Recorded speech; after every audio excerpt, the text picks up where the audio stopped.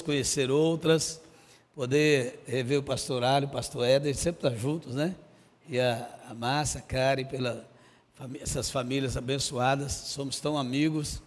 Como o pastor Éder e o pastor Alho disse, é de longa data, né? Eu acho que a gente se conhece mais ou menos do tempo da igreja. Eu estava pastoreando em Galiléia em 1988, pastoreei lá de 86 a 90, e lembro quando essa igreja foi fundada. Eu tive notícia dessa igreja quando ela foi fundada. Pastor Armando Penha, que fundou essa igreja, foi? Aliás, pastor Amilcar, pastor Amilcar. Mas o Armando Penha foi pastor aqui, ou era pastor presidente, alguma coisa assim?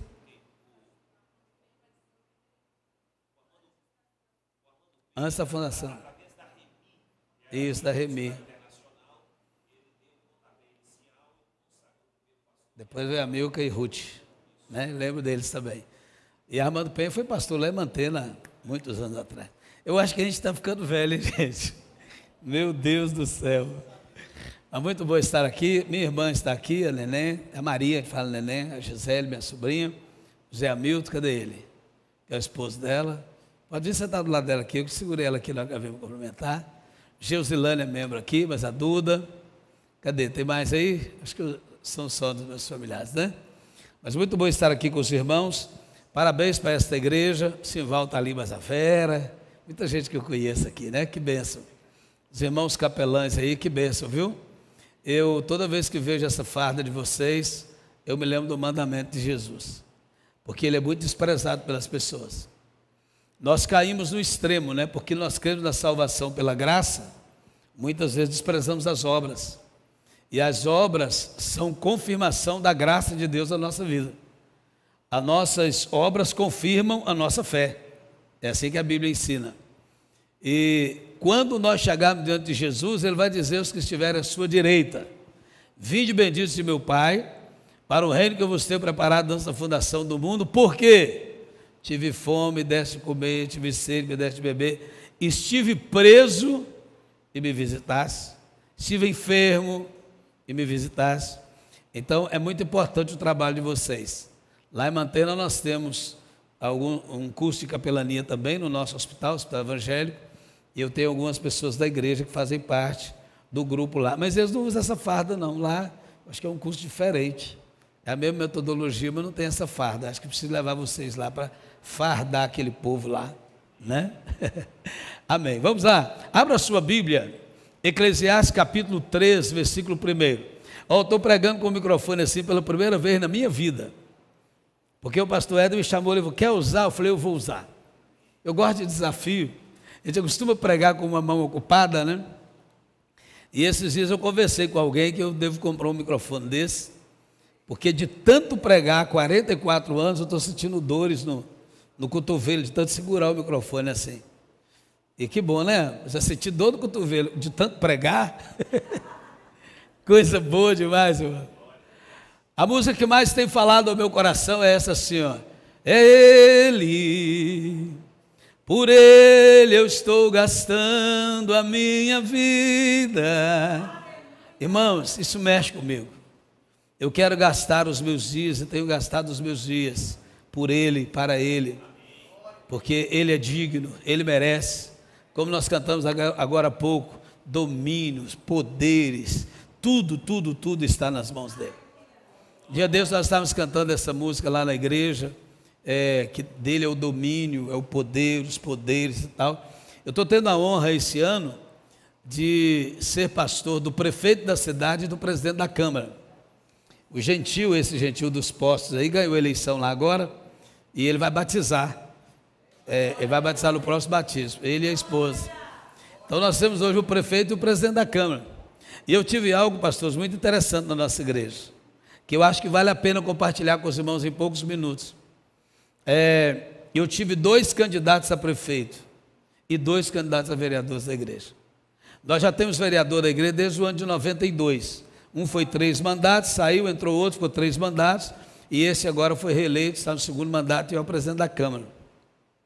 E o Gentil já frequenta a igreja há muito tempo. Só que um outro diácono, olha bem, eu ganhei ele para Jesus, eu batizei, eu fiz o casamento dele, eu apresentei os filhos dele, eu casei os filhos dele, já apresentei a neta dele. Esse cara foi candidato a prefeito. Como é que eu não apoio esse cara, irmãos? Aí eu tive 2 candidatos a prefeito. Com muita transparência e honestidade. Chamei um no gabinete, conversei, chamei o outro, conversei, chamei os 2, tentei unir os 2, mas esse negócio de política partidária é meio complicado, tem hora. Certo é que tivemos 2 candidatos. Lógico, um candidato a prefeito ganhou, o outro perdeu. Um candidato a vereador ganhou, o outro perdeu. Irmãos, na segunda-feira após a eleição, um pastor me ligou e disse assim: Ué, pelo amor de Deus, rapaz, arruma uma igreja para mim, rapaz. Esse monte de igreja da conversão, vê se tem uma igreja para mim, rapaz. O que foi, rapaz? Falei, rapaz, não estou aguentando esse trem, não. Política terminou ontem, rapaz. Eu estou com 200 problemas nessa igreja aqui. Falei, rapaz, engraçado. Contei para ele a minha história, falei, eu não estou tendo nem isso aqui de problema. A eleição terminou domingo, eu viajei para os Estados Unidos na terça-feira. Não tenho isso aqui de problema. No dia da diplomação, levei o prefeito, o vereador lá na frente, orei por eles com o diploma na mão, e quando terminou, isso era um domingo à noite, o outro que havia perdido para o prefeito, encontrou com ele na porta, eu estava perto, que coincidiu de estar saindo juntos, ele pegou na mão dele e disse assim: mais uma vez, parabéns, eu reconheço que foi Deus quem te deu a vitória. Irmão, se eu ouvisse um candidato que perdeu a prefeitura dizer isso para o outro, eu vou dizer a você, eu falei para eles, parabéns pela maturidade de vocês. É isso que a igreja brasileira precisa, irmãos. Maturidade para entrar na política, para influenciar a sociedade, para fazer parte dos conselhos, para fazer parte da capelania, para fazer parte dos hospitais, para dirigir as coisas com maturidade e com espiritualidade. Há tempo para todas as coisas. Amém? Quem encontrou Eclesiastes 3:1, diga amém. Amém. Tudo tem o seu tempo determinado, e há tempo para todo propósito debaixo do céu. Você pode dizer após mim? Repete assim: tudo tem o seu tempo determinado, e há tempo para todo propósito debaixo do céu. Diga assim: Senhor, fala comigo através da tua palavra. Eu preciso ouvir a tua voz, em nome de Jesus. Amém. Amém. Obrigado, pode sentar. Você põe só um pouquinho, só 1 milímetrozinho de retorno para mim a mais, põe? Obrigado. Eu quero falar nesta noite, irmãos, sobre tempo, propósito e atitude. Diga tempo, propósito e atitude. Meus irmãos, discernir o tempo, compreender o propósito e ter atitude nas nossas ações é extremamente necessário para que nós tenhamos um bom relacionamento com Deus. Quantas vezes nós já ouvimos as pessoas dizendo assim: eu não tenho tempo. Aliás, a frase que mais a gente usa, as 2 frases que mais as pessoas usam: eu não tenho tempo nem dinheiro. E é interessante como que as pessoas dizem que não têm tempo, mas não é porque elas não têm tempo, é porque tempo é uma questão de prioridade. Por que você está aqui hoje? Você poderia estar em vários outros lugares, mas você priorizou estar aqui, e pode estar certo que você fez a melhor escolha. Todas as pessoas que estão vivas têm tempo. Tempo e oportunidade só acontece para aqueles que estão vivos. A Bíblia diz assim em Eclesiastes 9:10: tudo que te vier à mão para fazer, faze-o conforme as tuas forças, porque na sepultura para onde tu vais, não há obra, nem projeto, nem conhecimento, nem sabedoria alguma. Se você quiser executar qualquer projeto, é agora, enquanto você está vivo. A irmã iniciou o culto aqui dizendo assim: quem está respirando aí, irmão? Que legal quando você está respirando. E só quem já passou pela situação de não conseguir respirar de uma forma normal sabe o que é. Na época da Covid eu fiquei 9 dias na UTI, 15 dias no hospital. Eu sei que vocês aqui oraram por mim, porque os pastores disseram que oraram. A minha irmã ficou 48 dias na UTI, 49 na UTI, 58 no hospital. Irmão, não tem nada pior do que você estar com a respiração prejudicada, ou sem conseguir respirar. Mas às vezes você se levanta todos os dias, e respirar é tão natural, é tão normal, que você nem lembra que quando você respira pela manhã, quando você inicia o seu dia respirando, é Deus te dando mais uma grande oportunidade de viver. Aleluia! Viver é a grande oportunidade da vida. A Bíblia está nos dizendo que na sepultura para onde vamos, lá não tem projeto, lá não tem conhecimento, lá não tem sabedoria alguma. Mas por que nós vivemos a nossa vida nesta terra sem projetos, ou cheios de projetos que não passam de pesadelos e não sonhos? Vivemos uma vida onde não buscamos conhecimento e uma vida sem sabedoria. Tem muitas famílias sendo destruídas porque as pessoas não conseguem discernir o tempo para viver com sabedoria, para desempenhar bem os seus projetos e para ter conhecimento da vida. Olha o que continua dizendo Eclesiastes capítulo 9, versículo 11 agora. Voltei-me e vi debaixo do sol, que não é dos ligeiros a carreira, nem dos fortes a batalha, nem tampouco dos sábios o pão, nem tampouco dos prudentes as riquezas, nem tampouco dos entendidos o favor, mas o tempo e a oportunidade ocorrem para todos. Diga tempo e oportunidade. Ocorre para todos, irmão. Agora, quantas vezes você está vivendo, você não está conseguindo aproveitar o tempo que Deus te deu, e não sabendo aproveitar o tempo, você está perdendo oportunidade. Você veio aqui hoje, você aproveitou uma oportunidade. Quem não veio, perdeu uma oportunidade. Eu costumo dizer na igreja para alguém que perde o culto, para alguém que talvez na hora que Deus está se movendo em um culto, resolve sair para ir ao banheiro tomar água. Porque às vezes uma frase na mensagem, uma frase numa canção que o Ministério de Louvor cantar aqui, um momento, uma oração que acontecer, pode ser aquele momento em que Deus vai virar uma chave na sua vida e mudar completamente a sua história. Porque para Deus mudar a nossa história, basta uma palavra, basta uma ação de Deus, que para Ele é coisa mínima, para nós pode mudar a nossa história. Mas quantas vezes nós perdemos oportunidade? Às vezes você só percebe que o tempo está passando no dia do aniversário. Feliz aniversário, que bom, mais um ano de vida. Aí a gente até pergunta agora, é mais um ano de vida ou menos um ano de vida?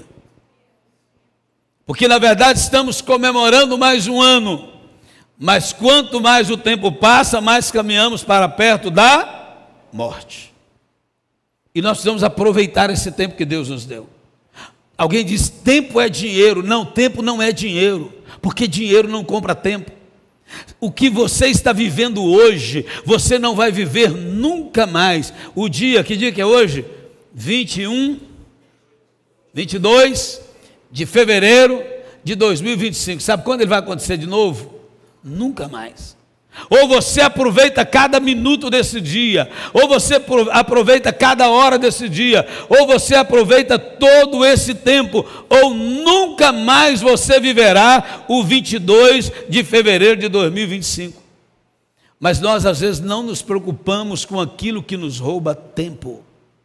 E muitas coisas Deus não está podendo fazer, não está conseguindo fazer no meio da igreja, porque nós estamos perdendo muito tempo. Eu quero que você pense nesta noite, na sua vida pessoal, o que está roubando o seu tempo.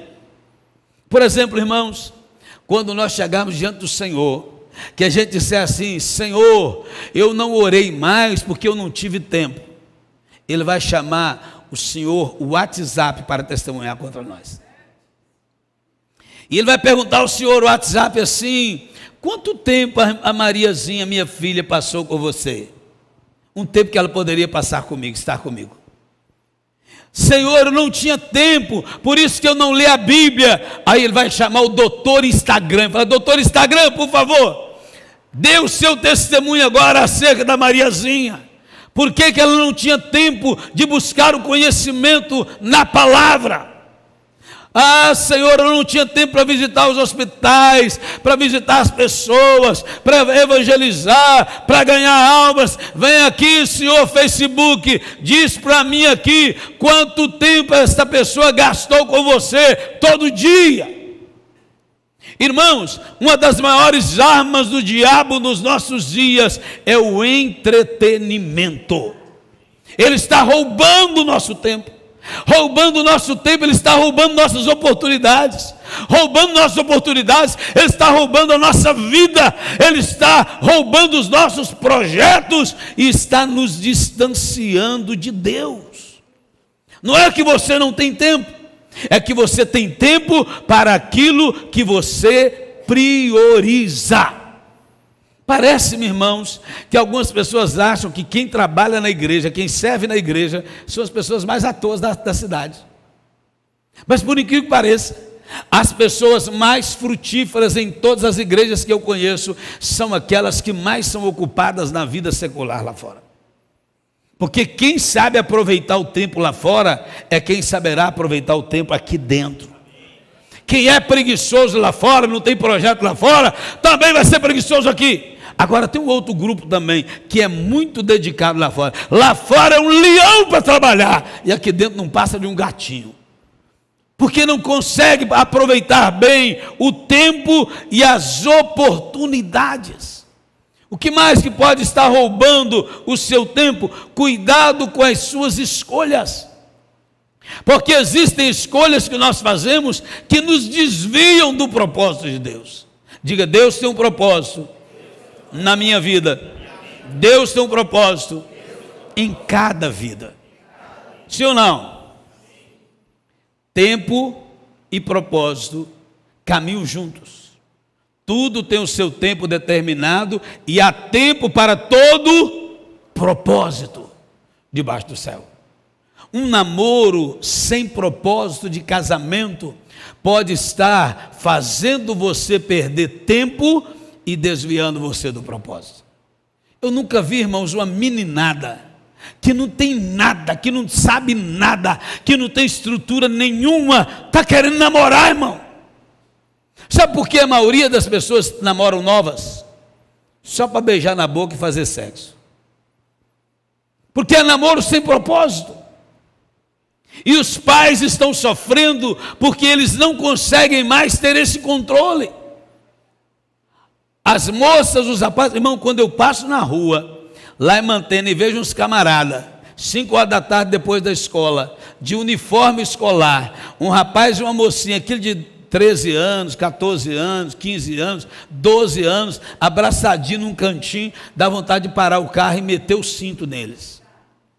Se fosse minha filha, graças a Deus eu não tive filha, Deus abençoe vocês, viu? Que tem filhas.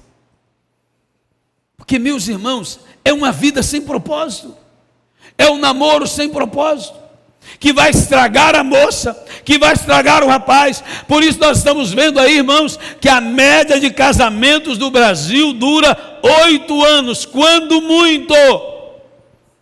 Os casamentos de 50 anos, de 30 anos, como eu e o Simaco vamos fazer agora em novembro, 40 anos de casado, irmão, isso quase não acontece mais, porque as pessoas não estão conseguindo discernir o tempo e o propósito das suas vidas. Então elas casam por razões erradas, elas casam por motivações erradas, elas namoram por motivações erradas, e isso faz com que elas percam tempo e fujam do propósito.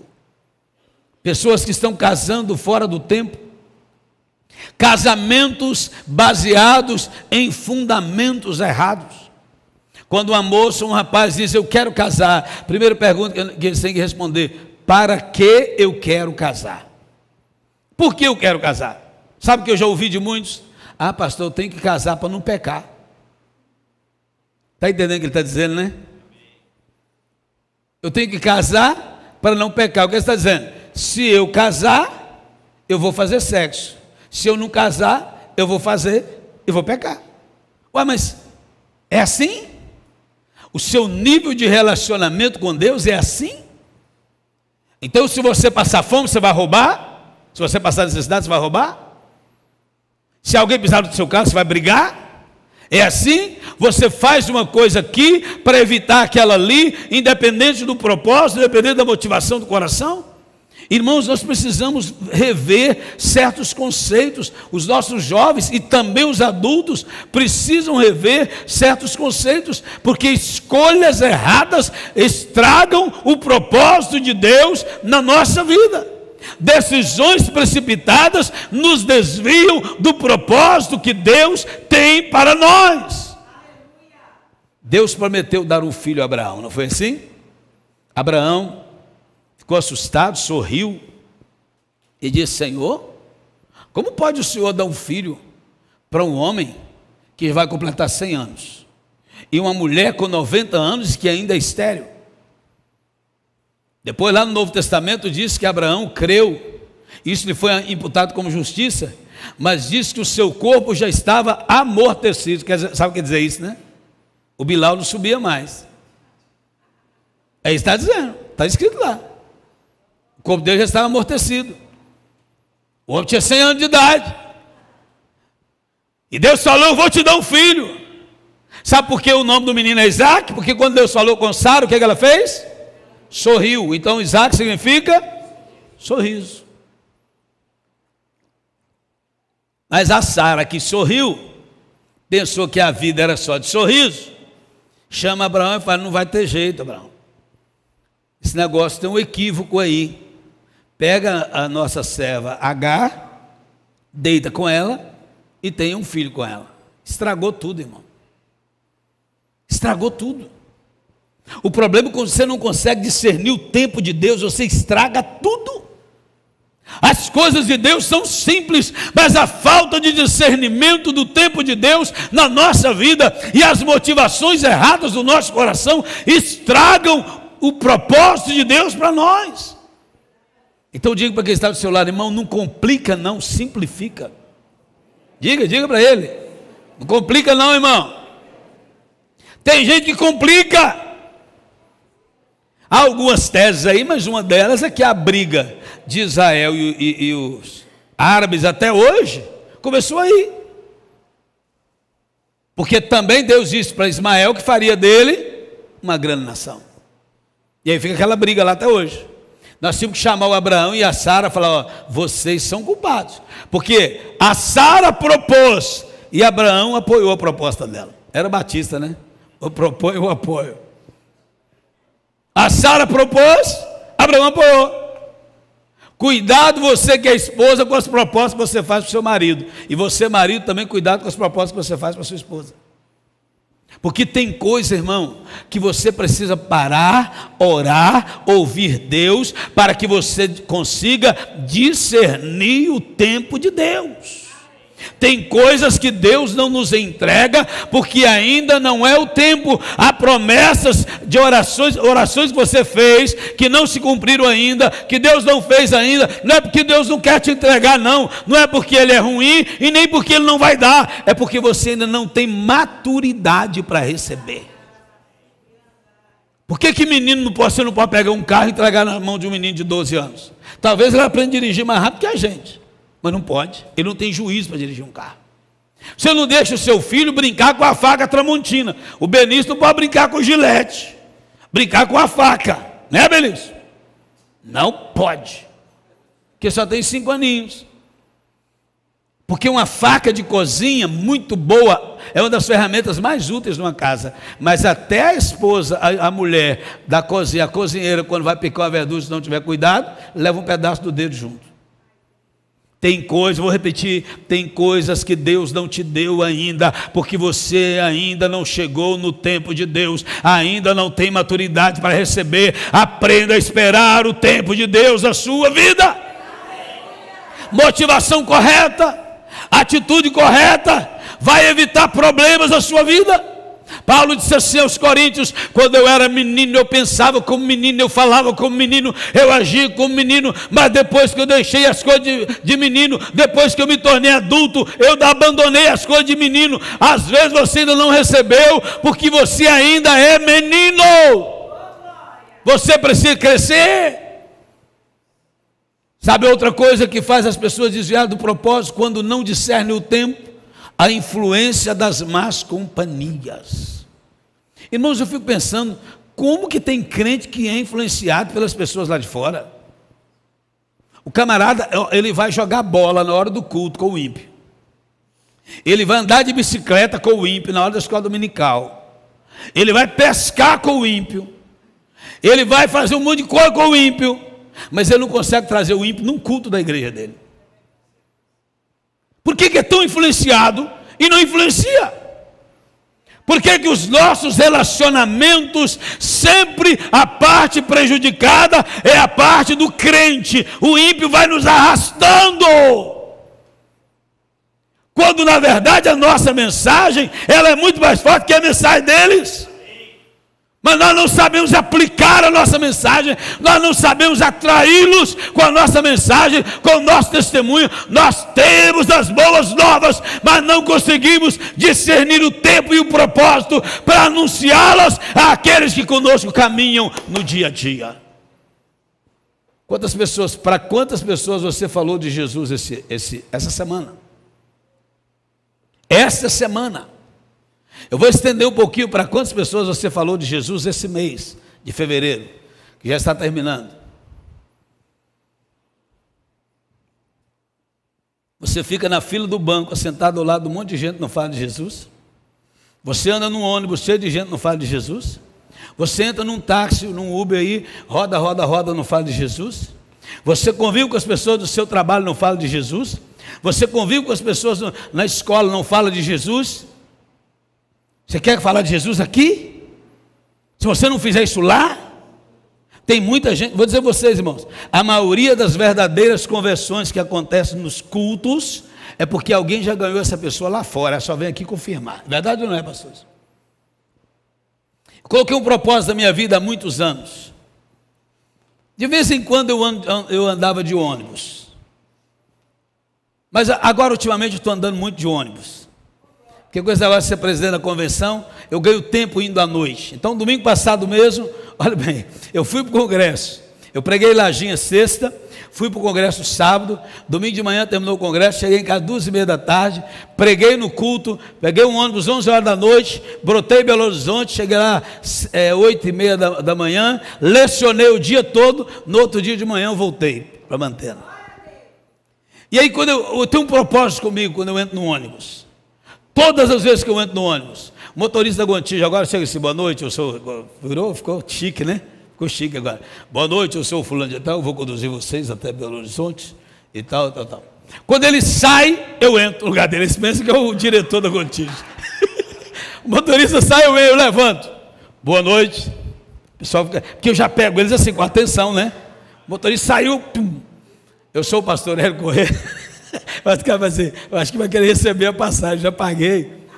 Eu sou aqui da Batista Central. Nós vamos fazer uma viagem agora. As estradas estão muito perigosas, né, pessoal? Fala assim com eles.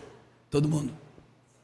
Então a gente precisa pedir a bênção de Deus, a proteção de Deus sobre nós. E eu quero fazer uma oração com vocês.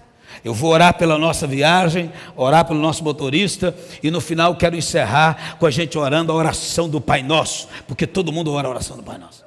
E eu faço uma oração, irmãos, e quando eu termino, é aquele coro assim: Pai Nosso que estás no céu, santificado seja o teu nome. Quase sempre alguém me chama depois: pastor, eu te conheço fulano lá da sua igreja, pastor, minha filha é crente, não sei de onde. Irmão, quase sempre depois alguém me chama para conversar.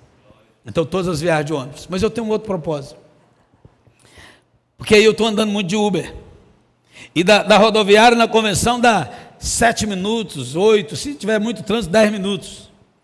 Mas irmãos, às vezes em 5 minutos eu ganho uma alma para Jesus. Todo motorista de Uber, se cair para mim, eu já sei, é propósito. Eu jogo lá, não fica aquele negócio procurando. O último agora, essa semana, foi o São Antônio. São Antônio frequenta uma igreja, e foi, quando eu falei com ele, e a conversa é mais ou menos assim, vou te ensinar rapidamente. Bom dia, São Antônio. Bom dia, Sueli. Aí eu digo: o senhor mora aqui mesmo? Há muito tempo? Moro. Qual bairro o senhor mora? O senhor é de Belo Horizonte? Não, eu sou daqui não, estou aqui tantos anos.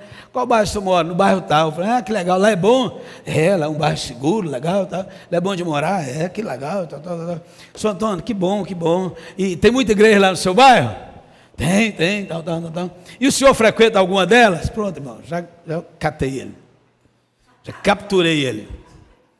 O senhor frequenta alguma delas? De acordo com a resposta dele, eu vou ministrando a palavra. O senhor Antônio frequenta uma igreja, mas eu descobri que ele não era batizado. E eu fui conversando com ele e mostrando para ele as verdades. Lá em Campinas, no congresso, eu fiquei 3 dias lá, então vários Uber, né, indo para o hotel, voltando para o hotel, voltando. O primeiro que eu peguei era ateu. Rapaz, eu nunca evangelizei um ateu com tanta graça como aquele dia.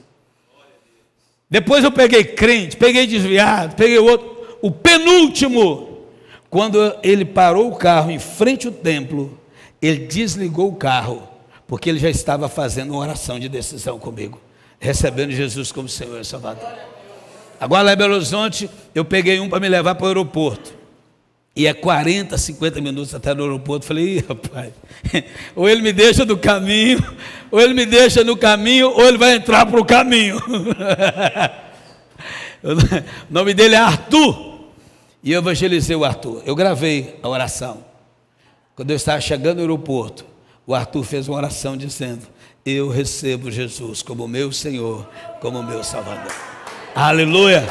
Já mandei mensagem para ele, já estou acompanhando ele, já vou indicar uma igreja para ele. Pastor Marcelão é o pastor do bairro dele. Já descobri quem é o pastor da nossa convenção lá. Agora, irmãos, eu descobri em Belo Horizonte, há poucos dias, o Leonardo. O Leonardo é um pastor desviado, um motorista de Uber, pastor desviado, há 6 anos desviado. E quando eu entrei, eu estava com o blazer, que estava frio naquele dia, ele disse, aí eu conversando com ele e tal, eu entrei, daqui a pouco falei que a gente era pastor e tal, e aí ele falou assim, ser pastor é muito difícil, né? Eu falei, não, eu não acho não, cara, eu acho tranquilo e tal. E ele repetia toda hora, não, moço, você está doido, ser pastor é muito difícil. Quando ele falou a 3ª vez, eu falei, mas por que você está dizendo? Ele disse, eu já fui pastor. 6 anos desviado. Evangelizei o Leonardo. E quando terminou, ele estava fazendo oração e fazendo um compromisso de voltar para Deus, voltar para o ministério. Glória a Deus. Irmão, você não pode perder tempo. Deus está levantando a igreja que saiba remir o tempo, remindo o tempo, porque os dias são maus, aproveitando cada oportunidade, porque os dias são maus. Tempo tem a ver com oportunidade, e tem muita gente perdendo tempo. Provérbios 6:9 diz assim: um pouco para dormir, um pouco para cochilar, um pouco para cruzar os braços em repouso. Gente preguiçosa, irmão. Que geração preguiçosa! E essa geração preguiçosa lá fora, para o trabalho secular, está atingindo muitos na igreja, porque tem muita gente nas igrejas com preguiça de servir ao Senhor. E eu pergunto, 37 anos, qual é a contribuição que você deu de serviço, de mão de obra, de prestação de serviço no reino, que você já deu desses 37 anos? Olha aqui para mim, amanhã cedo eu vou falar mais sobre isso. Olha aqui para mim, se essa igreja dependesse de você nesses 37 anos, ela estaria avivada, uma igreja permanente, uma igreja de serviço, como é, ou ela já teria acabado? Se dependesse de você, como estaria essa igreja hoje? E se depender de você, como ela estará daqui a 10 anos? É isso que você tem que pensar. Porque é muito fácil você chegar aqui e está tudo pronto, irmão. É muito fácil. Mas nós precisamos entender que tem muita gente dedicando tempo para que esta obra chegue até onde chegou e continue avançando. E você precisa se envolver, você precisa ser um homem de Deus, uma mulher de Deus, que sabe priorizar o reino de Deus na sua vida, buscando em primeiro lugar o reino de Deus e a sua justiça. Quem está entendendo, diga amém. Diga tempo, propósito e atitude. Meu Deus, e meu tempo está correndo, misericórdia. Tudo tem o seu tempo determinado, e há tempo para todo Tempo e propósito são inseparáveis. Mas muitas coisas da nossa vida se complicam por não entendermos isso. Nós queremos que Deus cumpra muita coisa na nossa vida, mas nós não queremos entender o propósito de Deus para nós, e às vezes não temos paciência para todo o processo de Deus, porque propósito tem a ver com processos. Se você não entender que Deus pode te conduzir até lá, mas até chegar lá tem um processo em que Deus vai te conduzir no dia a dia, você nunca vai ver as coisas de Deus acontecendo em você e através de você. Tempo sem propósito é inútil. Não adianta você ter muito tempo, você até sabe remir o tempo, você aproveita bem o tempo, mas você não tem propósito de vida. Você está vivendo como Zeca Pagodinho. Deixa a vida me levar, vida leva eu. Ou como os antigos diziam, eu vou empurrando com a barriga. Como você está, irmão? Estou mais ou menos.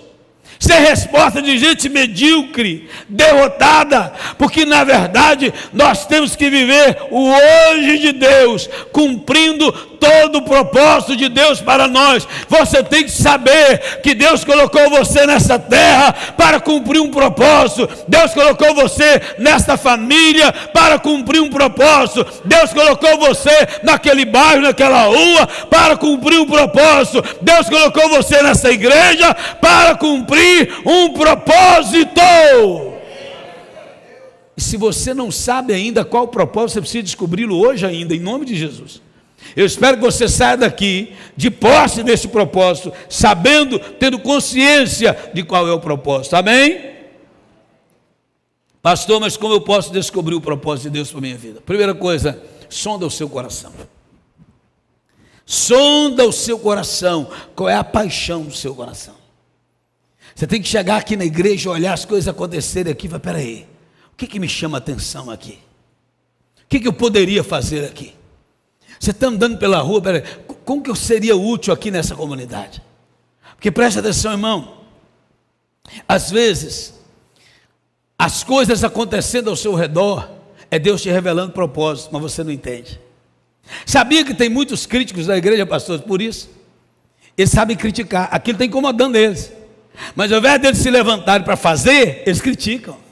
Mas às vezes aquilo que você está criticando é o que Deus chamou você para mudar, você não está entendendo. Ao invés de você criticar, você devia estar se levantando para mudar. Aquilo que te incomoda, Michael Murdock fala isso no livro dele, O Desígnio, ele diz assim, aquilo que te incomoda é aquilo que Deus chamou você para transformar. Quando você anda lá na rua e vê um mendigo caído, aquilo te incomoda? Então comece a pedir a Deus um projeto para os mendigos. Quando você caminha lá na rua, vê um drogado caindo, você não se importa com isso? Ou isso te incomoda? Se isso te incomoda, então você comece, obrigado, você comece a pedir a Deus uma estratégia para alcançá-los. Lá na igreja nós temos um projeto social desde 1994. Nós damos aula de teclado, bateria, violão, informática, manicure, e nós temos agora a Zumba Gospel, sabe, irmão? Sabe aquelas veinhas da igreja, aqueles veinhos, aqueles irmãos que querem ir para a academia, não conseguem mais puxar uns quilinhos assim, fazer musculação, mas eles gostariam de estar lá na Zumba, só que a música da Zumba é mundana. Como tem um casal dono de 2 academias lá na igreja, então eu chamei essa irmã e falei aqui, vamos criar o Zumba Gospel. Então eles vão para lá e fica lá assim, ó, a perseguição não parou, a igreja, Zumba Gospel. O meu jeito para eles, olha só, eles ficam lá todo felizes, todo sábado. Tem uma aula de futebol lá sábado de manhã, tem mais de 70 crianças daqueles bairros, todos lá. E aí nós temos o GAM, Grupo de Apoio Mútuo. Toda segunda-feira, uma equipe reúne com dependentes químicos e familiares para libertar essas pessoas das drogas. Então meu pastor auxiliar está de férias, e há 2 semanas atrás eu fui lá no GAM. Porque eu passei na rua e um deles me chamou assim, ô pastor, e aí? Aí eu fui lá, falei, vem cá, vai lá no GAM hoje à noite, uns 4 assim, lá na praça. Vai lá, não, nós vamos. Aí eu fui, falei, eu tenho que ir lá encontrar com eles, vou lá encontrar vocês, hein? Cheguei lá, só tinha um, e não era daqueles não, um outro. Tinha 3 da equipe e um, era 3-1. Fiquei lá um pouquinho com eles, orei, dei uma palavra. Aí eu saí de carro. Falei, eu vou lá na praça. Cheguei lá, tinha uns 8 na praça. Aí já estava tudo mamado, né? Com aquelas pitulinhas na mão, aquele negócio, tudo cheio de crack. E eu desci do carro, fui lá onde eles estavam e dediquei ali um tempo a conversar com eles, bater um papo com eles, orar com eles. E é interessante, eu orei por eles e quando eu terminei de orar, um falou, e agora, pastor, nós podemos orar pelo senhor? Pode. O chefe do crack, irmão, levantou a mão e orou por mim, e os outros ficavam olhando para ele assim, ó. Mas orou direitinho, ele já aprendeu a orar. Isso me incomoda, irmão. Quando eu vejo um andarilho na estrada, me incomoda. Quando eu vejo um mendigo na rua, me incomoda. Quando eu vejo um drogado na rua, me incomoda. O pobre me incomoda. As pessoas passando por dificuldades me incomodam. E não é porque eu sou melhor que ninguém, não. É porque isso é o evangelho de nosso Senhor Jesus Cristo. O evangelho não é só de palavras. O propósito do evangelho é alcançar pessoas com ação, com atitude efetiva. Nós precisamos ser um povo que representa o reino de Deus onde nós estamos. Por onde você passar, você é embaixador do reino de Deus. Você representa o reino de Deus. Você representa o governo do mundo onde você estiver. Cumpra o seu propósito como homem de Deus, como mulher de Deus. As necessidades das pessoas precisam mexer conosco. Então não critica mais, nem na igreja e nem o governo, porque a gente joga muito para o governo. E tem coisas que é o governo mesmo, mas sabe de uma coisa? Os mandamentos da Bíblia são muito mais para a igreja do que para o governo. O governo tem que fazer a parte dele, mas muitas vezes a igreja não faz a parte dela. Sabe o que eu falo para os governantes lá? Liguei uns anos atrás para a secretária de educação, tinha um negócio de uma verba para sair, eles estavam meio agarrados, uma verba federal, e eu liguei para eles assim, querida, deixa eu te falar, se dá, dá, se não dá, não dá, eu não gosto disso aí não, fala comigo, deixa eu te falar uma coisa aqui, eu tenho um exército de voluntários, um exército de servos, não é nem voluntário, um exército de servos, para abençoar essa cidade, me ajuda aqui, que eu vou ajudar vocês a revolucionar essa cidade em nome de Jesus. Há um propósito, irmãos. A igreja precisa ser uma igreja que demonstra força na cidade pela mensagem que ela anuncia em nome de Jesus. A igreja tem que influenciar a cidade. Quando eu chego na cidade, a gente vai pregar por aí, vocês sabem muito mais do que eu, aí vocês vão pregar, eu chego assim, mesmo que eu tenha o GPS, eu falo questão de parar nos 2 ou 3 lugares e perguntar assim, onde é a igreja tal, o pastor tal? Se você chega numa cidade, principalmente cidade pequena, não vou dizer cidade igual Valadares, mas Mantena, cidade pequena, você pergunta onde é a igreja tal e o pastor tal, e ninguém sabe te responder, isso é um mau sinal. Porque a igreja que representa o reino na cidade, ela é conhecida pelo povo. O pastor que representa o reino na cidade, todo mundo conhece ele.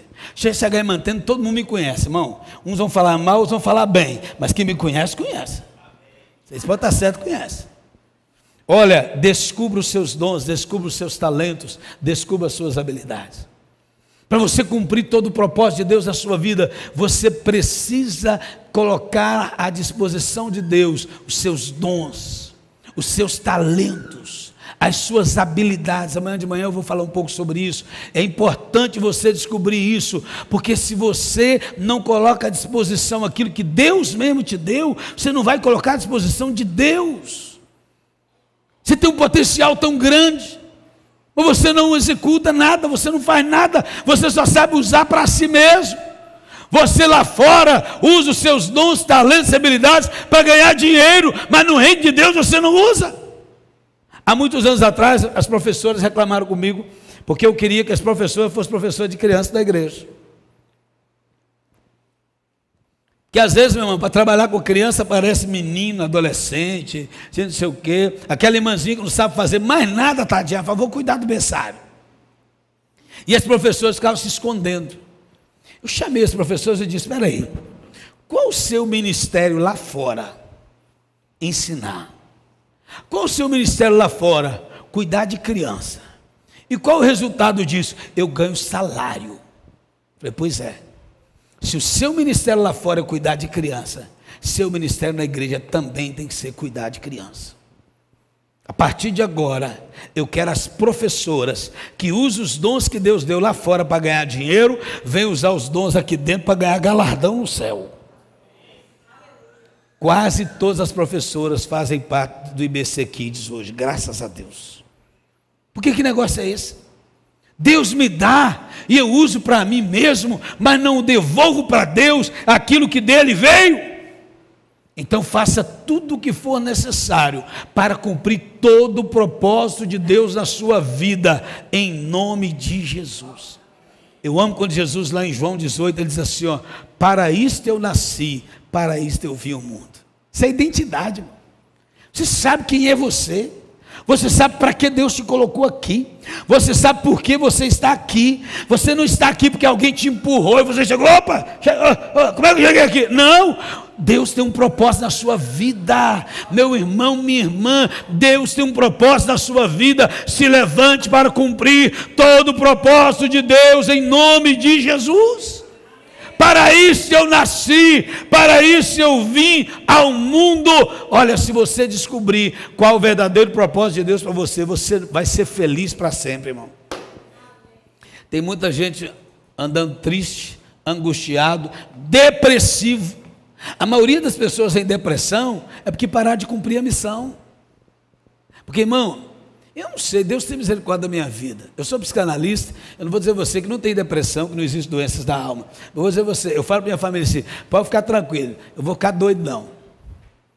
Porque, irmão, eu fui no médico esses dias, me deu um remédio para dor, aí ele falou assim, esse remédio costuma causar assim, uma certa angústia na pessoa. Como é que é o senhor assim? O senhor é meio depressivo, que de repente eu vou ter que dar um remedinho para dar uma ribada assim. Eu falei, doutor, o senhor analisa aí, eu levanto cantando. Eu pulo da cama dançando, não é assim, amor? Todo dia, dançando, cantando. Levanto e falo, glória a Deus, e já fico brincando com ela. Então o que o senhor acha? Então o senhor não precisa não. Eu falei, doutor, isso não vai me pegar. Sabe por quê, irmão? O meu coração, a minha mente estão ocupados em outras coisas. Eu não tenho tempo para angústia, eu não tenho tempo para depressão, eu não tenho tempo para tristeza, eu estou ocupado em outras coisas. Ocupe a sua mente, o seu tempo, a sua vida com Deus, e você vai viver uma vida alegre e feliz para sempre, porque a gente só é feliz com Jesus. Não há felicidade longe dele, não há alegria fora dele, não há felicidade sem ter comunhão com ele. Por isso que ele diz assim, aquele que põe a mão no arado e olha para trás não é apto para o reino de Deus. Sabe como eu descobri o propósito? Aceitei Jesus lá no Grande Duquesa da Monte Sião no dia 7 de julho de 1980, era a congregação do Calvário Sede. A igreja ia muito para o monte, todo dia aqueles jovens iam para o monte. O Jânio levava a gente para o monte, o Jânio era o líder dos jovens. E aí com 31 dias de crente, eu fui batizado do Espírito Santo, irmão. E eu disse aquele monte falando língua estranha, e eu falei língua estranha quase uma semana, eles tinham quase que me carregar, porque eu não podia conversar com o ímpio, eu dava bom dia, começava a falar língua. Eu trabalhava na gráfica Rio Doce, aqui na rua Peçanha, com o Fábio. Eu cheguei lá no outro dia falando língua estranha, falei, o Hélio está doido, rapaz. E eles vinham perto de mim, se eu estava trabalhando na banca, se chegar perto de mim assim, e aí Hélio, eu saí de perto de mim, o Hélio está doido, porque eu não conseguia conversar, eu ia conversar, eu só saía língua estranha.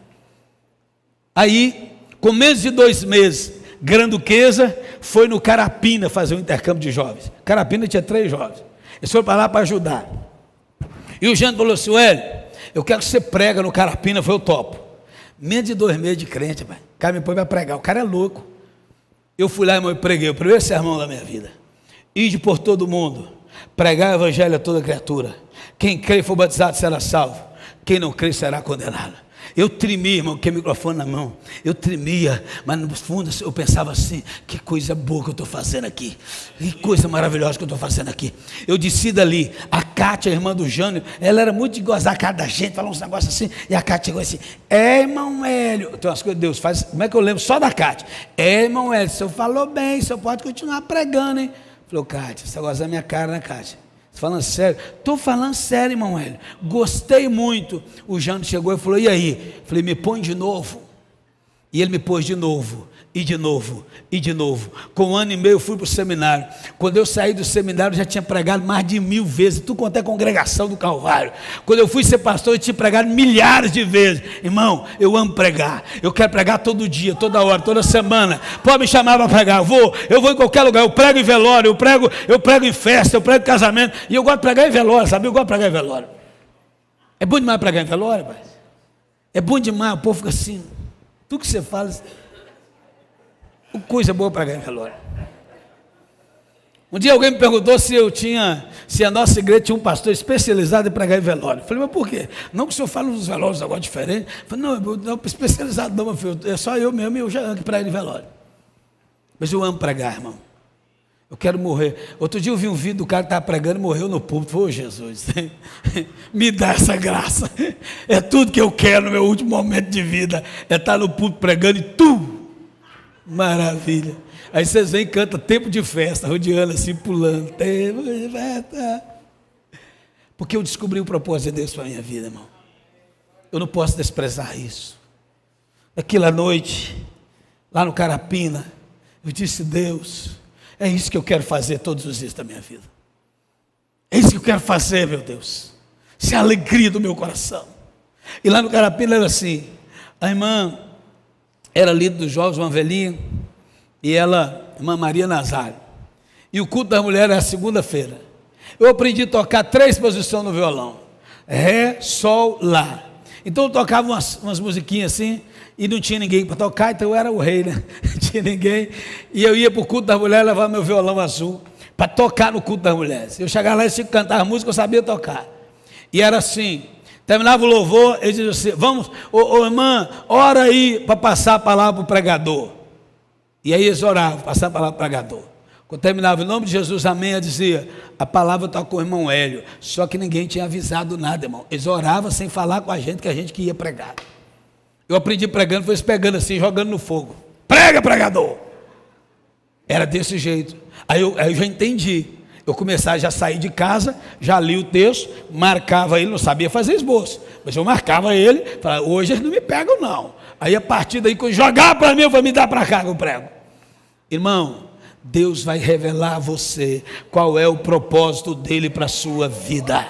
Nesta noite Deus vai revelar a você qual é o propósito que ele tem para a sua vida. Você não pode mais andar por aí como um crente tateando no escuro. Você precisa saber qual é a direção de Deus para você. Você precisa saber para onde Deus quer te levar. Aleluia! Você precisa ter uma experiência com Deus nesse sentido. É uma experiência, irmão. É algo pessoal. É aquele negócio que Deus te chama e fala com você. Talvez tem gente ao seu redor que não vai entender o que Deus está fazendo, mas você sabe o que Ele está fazendo.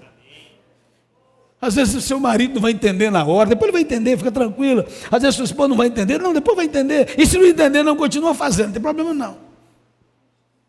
Mas quando nós nos dispomos diante de Deus, para conhecer a vontade de Deus, Ele se revela a nós. Aleluia, aleluia, aleluia. Você precisa nesta noite ter uma revelação de Deus, para que você saiba qual é o propósito que Ele tem para a sua vida. Você precisa nesta noite se quebrantar diante do Espírito Santo, para que o Espírito Santo venha te revelar qual é o caminho por onde Ele quer levar você. Então deixa Deus colocar o propósito dele no seu coração nesta noite.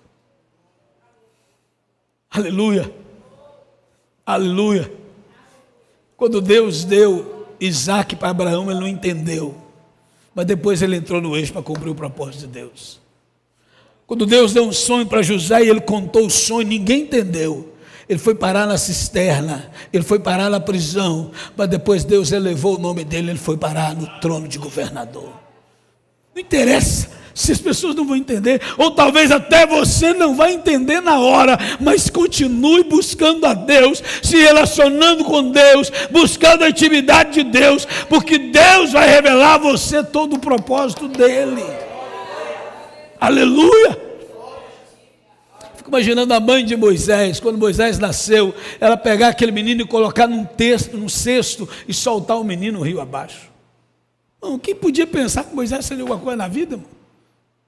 Aí logo lá embaixo, a filha do faraó tomando banho. Irmão, como é que alguém vai dizer que isso é coincidência? Aquela menina está tomando banho na hora que o cestinho de Moisés ia passar, irmão. Você pensa que aquela mulher era parteira, todos os meninos você tinha que matar. E agora era o filho dela. É como se ela pegasse o sonho dela, embalou ele e soltou o rio abaixo.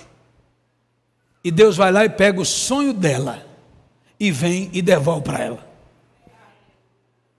Porque quando a filha do faraó viu Moisés, Miriam estava por perto, que era irmã de Moisés, e a filha do faraó pega e fala assim: leva esse menino para sua mãe criar. Meu Deus do céu! A mãe solta o sonho e ele desce água abaixo. Deus pega o sonho e fala: leva para casa para a mãe criar. Porque você não sabe, irmão, quando você entrega os seus sonhos para Deus, Deus não vai tornar você uma pessoa infeliz, muito pelo contrário, Ele vai apenas moldar os seus sonhos e devolver para você, para que você cumpra todo o propósito dEle. O libertador de Israel foi assim. Então nós precisamos entender isso. Porque tem muita gente que não está cumprindo, pastores, o propósito de Deus, porque eles estão tentando realizar os seus próprios sonhos. E sabe por que muitos não prosperam? E Deus está falando aqui nessa noite. Estou sendo profeta para algumas pessoas nessa noite, preste atenção nessa palavra. Sabe por que você não prospera? Sabe por que às vezes sua vida fica travada? Sabe por que você luta e as conquistas não são no nível que você espera? Porque você está fora do propósito. Porque você não entendeu ainda que quando você entrega os seus projetos para Deus, os seus sonhos para Deus, Deus pega esses sonhos, molda eles e devolve para você cumprir propósito. Se você não entender isso, sua vida vai continuar travada. Porque não adianta você tentar remar contra a maré, é Deus quem vai governar a sua vida. Governo, domínio e poder estão nas mãos de Deus, é Deus quem quer governar você. Não adianta você fugir, renda-se ao governo de Deus para a sua vida, para que todo o propósito se cumpra. Quem está entendendo, diga glória a Deus. Tempo, propósito e atitudes. Eu vou terminar. Todo propósito depende do tempo. Todo tempo só tem valor se tiver propósito. E todo propósito exige atitude. Porque sem atitude o propósito se perde. Então você precisa aprender a orar. Isso é a primeira atitude que você precisa ter. Para que Deus te mostre o tempo e o propósito, você precisa aprender a orar e se relacionar com Deus.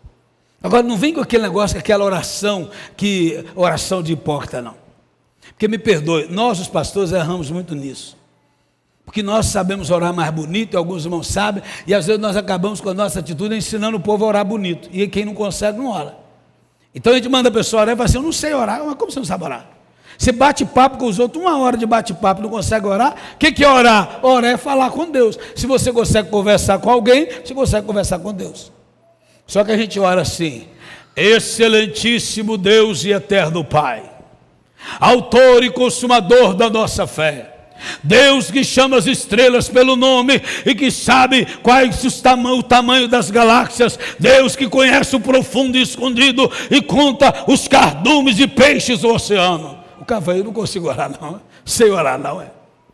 Agora você imagina, Benício, Benício, vamos pôr aquele menininho ali, ó. Quantos anos ele tem, irmã? 8 anos. Ele chega assim para o pai dele e diz, é o pai dele? Chega: ó excelentíssimo Pai, compareço diante da tua presença, ó amado Pai, para lhe pedir 20 reais para sair com meus amiguinhos para lanchar. Eis que eu te digo, meu Pai, se tu me deres 20 reais, ficarei grato a ti para sempre, me livrarei todos os dias desta graça que me concedeste hoje. O pai dele falou: menino, você fumou maconha, você está doido? Você comeu cocô, menino? Que um filho não chega assim para um pai. Mas nós às vezes fazemos isso com Deus. Então você precisa chegar diante de Deus e rasgar o seu coração para Ele. Quando você está fraco, diga para Deus que você está fraco. Quando você está carente, diga para Deus que você está carente. Quando você está com dúvida, diga para Deus que você está com dúvida. Quando você está frio, diga com Deus. Porque o trem difícil é crente admitir que está frio, viu? Mas quando você está frio, diga para Deus que você está frio. Chega diante de Deus, porque quem fala com o Pai tem que falar com intimidade. Eu estou vendo aqui, com todo respeito, as pessoas que cantam chamando Jesus de você. Mas alguém veio me falar que isso é intimidade. Eu falo, querido, eu vou te dar a maior expressão de intimidade da Bíblia. Os filhos que chegam diante de Deus e clamam assim: Abba, Pai, Paizinho. Quantas pessoas você chama de pai na vida? Intimidade é quando você chega diante de Deus, conhece a paternidade de Deus, você é um filho legítimo de Deus, e você chega diante dele e diz: meu Pai, meu Pai, meu Pai, tem misericórdia de mim, meu Pai, eu preciso entender o teu propósito, meu Pai, revela-me a tua vontade, meu Pai, me mostra o caminho. Você precisa chegar diante de Deus como um filho que se relaciona com o Pai e perguntar para Ele: o que queres de mim, meu Pai? E para cumprir esse propósito, é atitude de oração e atitude de renúncia. Eu vou terminar aqui. Você precisa aprender a renunciar. Possivelmente papai vai te dizer: meu filho, eu tenho uma obra muito grande para fazer na sua vida, mas isso e isso e isso está impedindo, você precisa tirar isso. Essa outra parte que você precisa deixar, aquela outra você precisa abandonar. Esteja disposto a renunciar tudo que for necessário. Tenha atitude. Olha, se lance nos braços de Deus. Deus não vai te deixar, Deus não vai te abandonar. Eu nunca vi ninguém ficar mais pobre porque serve muito na igreja. Eu nunca vi ninguém ficar mais pobre porque é dizimista ofertando na casa de Deus. Eu nunca vi ninguém ficar mais pobre porque deixou o serviço secular, às vezes renunciou a alguma coisa lá para servir na casa de Deus. Eu nunca vi ninguém ficar mais pobre por cumprir o propósito de Deus. Deus vai te abençoar em todas as áreas da sua vida. Você precisa confiar que Deus é quem cuida. Apenas cumpra o propósito e tudo o demais vem de Deus para a sua vida, em nome de Jesus. Aleluia! Fica de pé, eu quero orar por você. Diga: tempo, propósito e atitude. Feche os seus olhos. Cadê o pessoal do louvor? Canta uma canção aqui, irmão. Hoje é festa, pastor, passou uns minutinhos.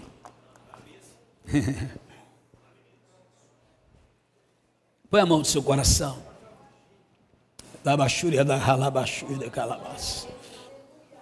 Começa a orar, igreja, por favor.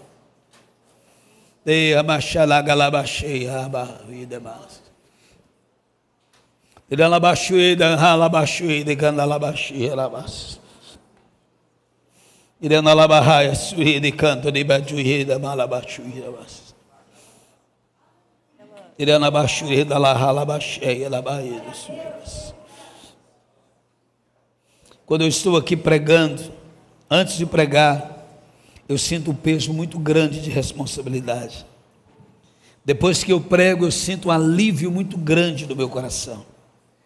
Porque a partir desse momento, toda a responsabilidade que estava sobre mim, eu passo ela para você.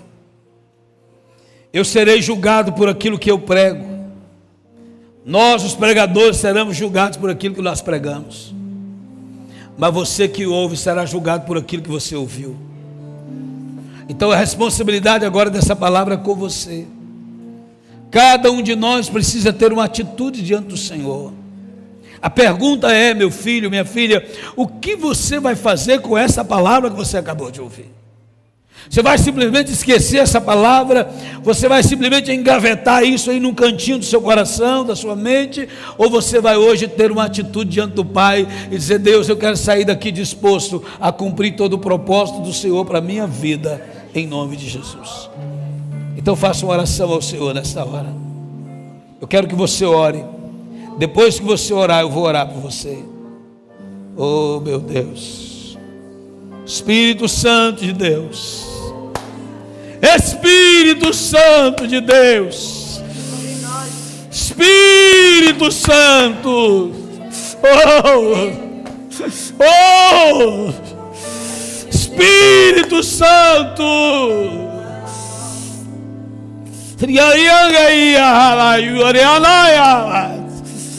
Oh, Espírito Santo de Deus. Espírito Santo, Espírito Santo, Espírito Santo. Deixa Deus te tocar nessa hora. Deixa o Espírito Santo tocar você. Toca, Espírito Santo. Toca, Espírito Santo. Toca o coração do teu filho, o coração da tua filha. Toca, Espírito Santo. Deixa Ele tocar você. Deixa Ele tocar você. Deixa esta palavra ficar bem viva dentro de você. Reaja diante dessa palavra em nome de Jesus. Na mirra ardente, mas peço que tua presença aumente.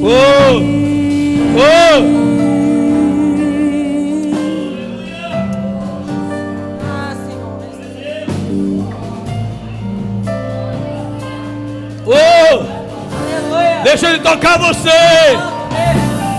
Deixa Ele tocar você. Rasgo por inteiro, faço tudo, mas vem novamente. Eu mergulho na mirra ardente, mas peço que tua presença aumente. E se eu passar pelo fogo, oh meu Deus, não temerei na tua fumaça de glória. Eu entrarei longe do santo dos santos. Deixa ele tocar você. Não sei mais viver. Toca, Senhor. Toca, Senhor. Toca, Senhor. Toca, Senhor. Que já pisou no santo dos santos em outro lugar. Não sabe viver. E onde estiver, clama pela glória, a glória de Deus.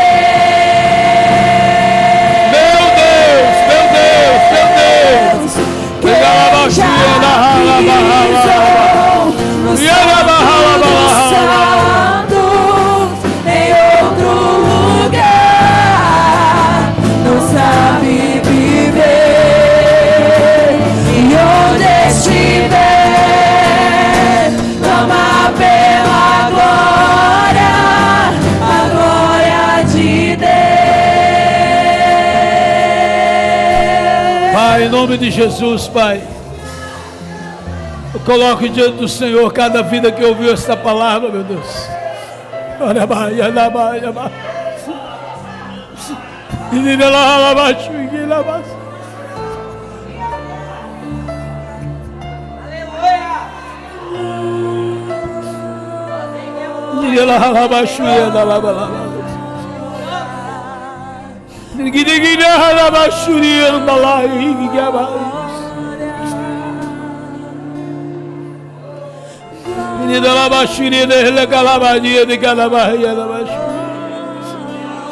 Espírito Santo de Deus,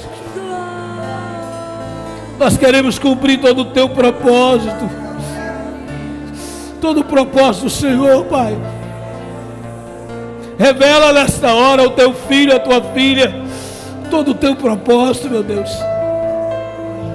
Aqueles que estavam andando fora desse propósito, sejam alinhados agora segundo a tua vontade, segundo o propósito do Senhor, meu Deus.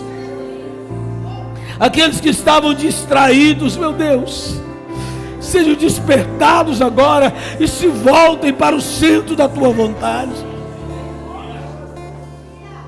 Aqueles que estavam, meu Deus, complicando as coisas,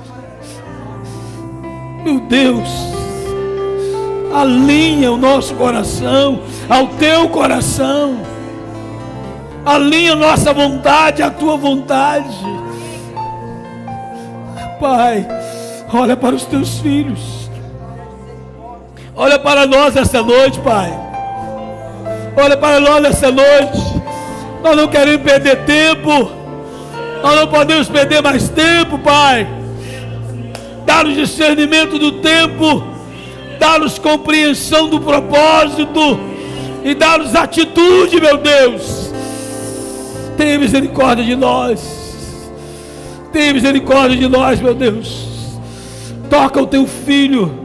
Toca a tua filha. Para que, meu Deus, todo o propósito do Senhor seja revelado nessa noite, meu Deus. Que todos sejam cheios da tua presença, cheios do Espírito Santo. Enche-nos, ó Espírito Santo. Enche-nos, Espírito Santo. Mova-se em nós. Mova-se através de nós. Enche o nosso coração. Molda-nos. Molda-nos segundo o teu querer, segundo a tua vontade. Oh Espírito Santo, toca em cada vida aqui nesta noite. Toca, meu Deus, em todos que ouviram esta palavra. Toca naqueles que nos assistem pela internet. Toca cada vida nesta noite, Senhor. Todos quantos ouviram esta palavra, sejam por ela tocados, movidos para o centro da tua vontade. Ó Deus, toma a nossa vida nas tuas mãos. Espírito Santo, abre os nossos olhos. Abre os nossos olhos. Nós não queremos perder mais tempo. Nós não queremos perder oportunidade. Tenha misericórdia de nós, meu Deus.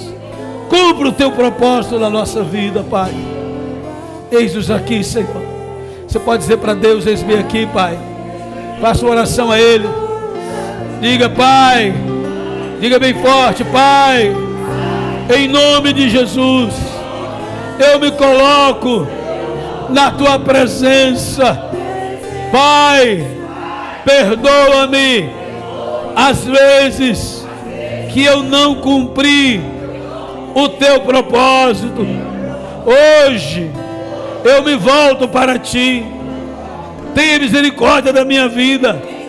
Coloca-me no centro da tua vontade e ensina-me a discernir o tempo. Ensina-me a compreender o propósito e ter atitude. Eis-me aqui, meu Deus.